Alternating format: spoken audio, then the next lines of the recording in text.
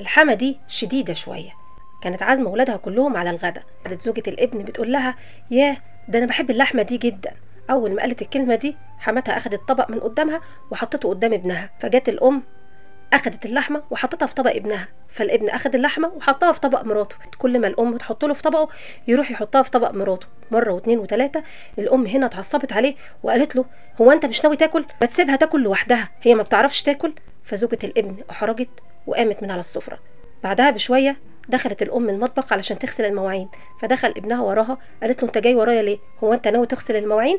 هو ده شغل الرجاله؟ الهانم قاعده جوه وانت جاي هنا تغسل المواعين؟ فدخلت زوجة الابن قالت لها: لا ارتاحي انت وانا هعمل كل حاجه. قالت لها: لا ابعدي، انا ما بحبش حد يعمل لي حاجه. فالبنت قالت لها: انت بتعمليها كده ليه؟ انا بنتك لما اتجوز تقبلي ان حماتي تعمل فيا اللي انت بتعمليه فيها ده؟ مرات ابنك زي بنتك، عامليها بما يرضي الله. طالما هي كويسه معاكي يبقى انت لازم تبقي كويسه معاها وما تخربيش بيت ابنك.